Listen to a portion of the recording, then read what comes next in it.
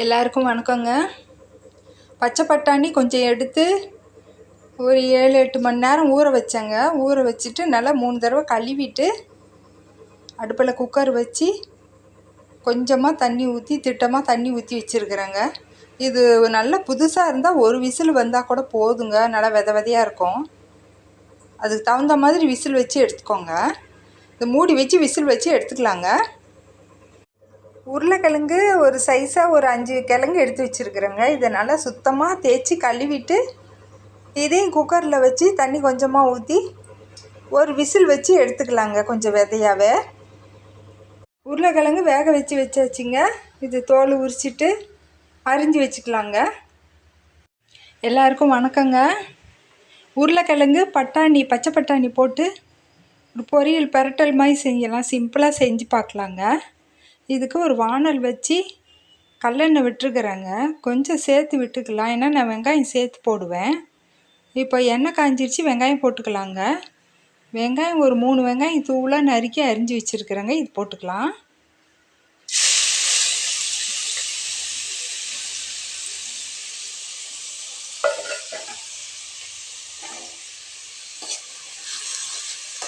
வெங்காயம் முக்கால் பதம் வெந்த உடனே இஞ்சி பூண்டு விழுது போட்டுக்கலாங்க. இதில் மஞ்சத்தூள் போட்டு அரைச்சி வச்சுருக்குதுங்க.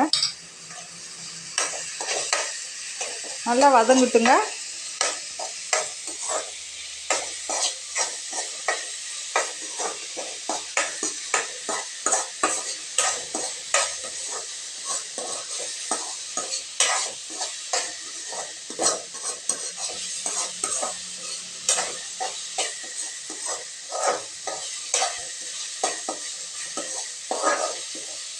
இப்போ இதில் தேவையான அளவுக்கு உப்பு போட்டுக்கலாங்க. கல் உப்பு போடுறேங்க.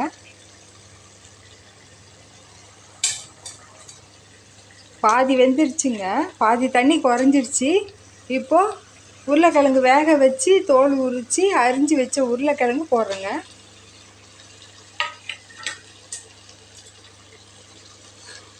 போட்டு நல்லா கிளறி விட்டுக்கலாங்க. தண்ணி வடிகிற அளவுக்கு நல்லா சுண்டுற அளவுக்கு பக்கத்துலேயே இருந்து நல்லா கிளறி விட்டுக்கலாங்க.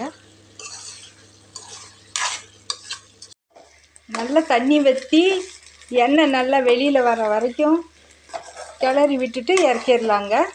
இது சாப்பாட்டுக்கு தொட்டுக்கிறதுக்கு நல்லா இருக்குங்க. முக்கியமாக தயிர் சாதத்துக்கு ரொம்ப நல்லாயிருக்கும். பூரி சப்பாத்திக்கு கூட தொட்டுக்கலாங்க. வேணும்னா கொஞ்சம் தண்ணி ஊற்றி இலக்கமாக கூட வச்சுக்கலாங்க. ரொம்ப ருசியாக இருக்கும். நான் காரம் கம்மியாக தாங்க போடுவேன். நீங்கள் தேவையான அளவுக்கு காரம் போட்டுக்கோங்க. நன்றிங்க.